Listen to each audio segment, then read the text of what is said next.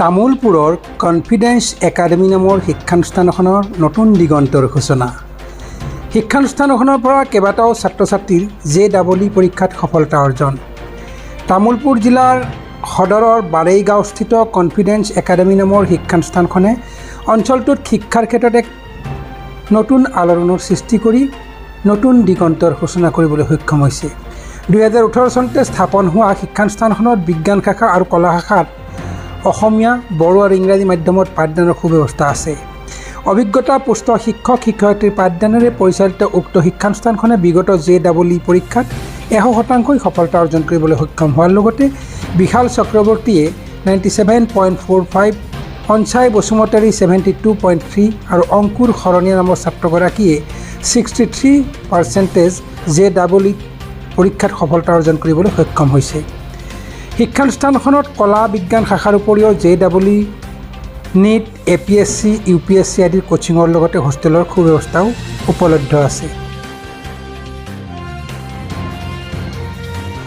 প্ৰথমতে এই বিদ্যালয়খন কনফিডেন্স একাডেমি তামোলপুৰখন 2018 চনত ষ্টাৰ্ট কৰা হৈছিলে যদিও 2022 চনত আমি ইয়াক ৰিমডেল কৰিছিলোঁ। স্পেচিয়েলি সায়েন্স সেকশনত ইণ্টিগ্ৰেটেড কোৰ্সটো আমি ষ্টাৰ্ট কৰিছোঁ JEE আৰু NEETৰ ইণ্টিগ্ৰেশ্যন দিবৰ কাৰণে, আৰু তাৰে ফলাফল আমি লাভ কৰিব পাৰিছোঁ এইবাৰ প্ৰথমবাৰ। 2024 আমাৰ প্ৰথম বেটছ ইণ্টিগ্ৰেটেড বেটছৰ তেওঁলোকৰ 3জনে আছিলে JEE বেটছত, আৰু 3জনে সুখ্যাতিৰে উত্তীৰ্ণ হ'ব পাৰিছে।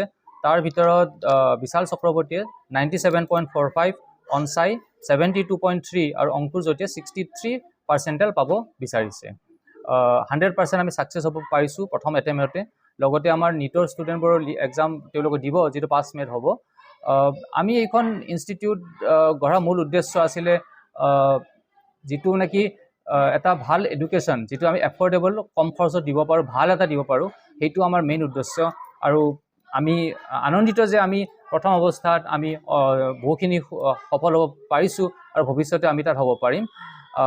এইটো আমাৰ প্ৰথম পদক্ষেপ আছিলে। ছেকেণ্ড পদক্ষেপত আমি এইবাৰ 2024 পৰা আমি আৰ্টছ ষ্ট্ৰীমৰ কাৰণে এইবাৰ চিভিল ছাৰ্ভিচ APSCৰ ফাউণ্ডেশ্যন কোৰ্ছ, তেওঁলোকৰ ইংলিছ ফ্লুৱেঞ্চিৰ কোৰ্ছ আমি এইবাৰ আমি ইয়াতে আমাৰ স্কুলত আমি সংযোগ কৰিম। লগতে এইবাৰৰ পৰা আমি আৰ্টছ ষ্ট্ৰীমৰ কাৰণে ইংৰাজী, এছামিজ আৰু বড়ো মিডিয়াম, তিনিটা মিডিয়ামতে আমি তেওঁলোকক বেলেগ বেলেগকৈ পঢ়োৱা যাব। তাৰ কাৰণে আমি এটা ছাবজেক্টত 2জনকৈ আমি শিক্ষক নিযুক্ত কৰা হৈছে বহুকেইটা ছাবজেক্টত অলৰেডি। লগতে এতিয়ালৈকে আমাৰ ছায়েন্স ষ্ট্ৰীমটো অকল ইংৰাজীত পঢ়োৱা হৈছিলে, কিন্তু এইবাৰৰ পৰা যিবোৰ ষ্টুডেণ্ট এছামিজ মিডিয়ামৰ পৰা আহিব বা বড়ো মিডিয়ামৰ পৰা আহিব, তেওঁলোকৰ কাৰণে প্ৰথমতে যাতে তেওঁলোকৰ লেংগুৱেজৰ প্ৰব্লেম নহয়, সেইটোৰ কাৰণে আমি বেলেগকৈ তেওঁলোকক পঢ়া হ'ব। আমাৰ তাৰ কাৰণে শিক্ষকবোৰ তেনেকৈ নিযুক্ত কৰা হৈছে। আমাৰ ইয়াতে বহুত এক্সপিৰিয়েঞ্চ থকা, ভাল কোৱালিফিকেশ্যন থকা টিচাৰ আমি সেনেকৈ বেলেগ বেলেগ অসমৰ বেলেগ বেলেগ ঠাইৰ পৰাও অনা হৈছে।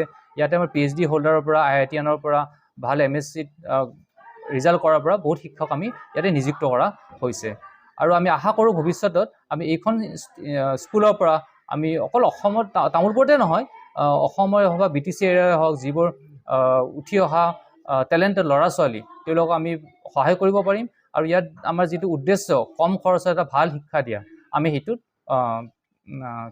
আমি এচিভ কৰিব পাৰিম। সেইটো কথা মনত ৰাখি যিবোৰ ডিষ্টিংশ্যন পাইছে তেওঁলোকক আমি এডমিশ্যনটো ফ্ৰী দি আছোঁ।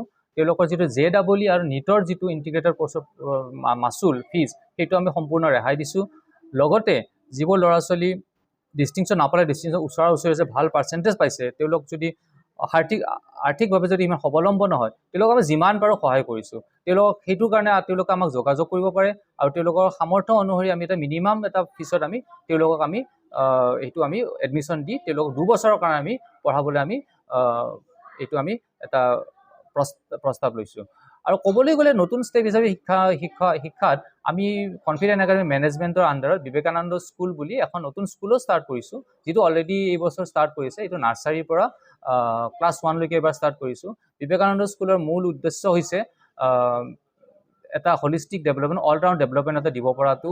আৰু আমাৰ যিবোৰ ষ্টুডেণ্ট আছে তেওঁলোক অকল ইংৰাজী ভাষাই নহয়, তেওঁলোকৰ নিজৰ মাতৃভাষা হয়, অসমীয়া হওক বা বড়ো হয়, দুয়োটাতে পাকৈত হোৱাটো আমি বিচাৰোঁ।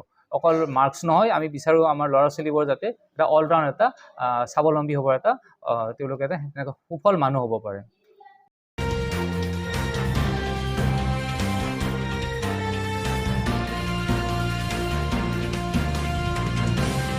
তামোলপুৰৰ পৰা আনন্দ ৰামচিয়াৰী ৰিপৰ্ট, অমৃত নিউজ।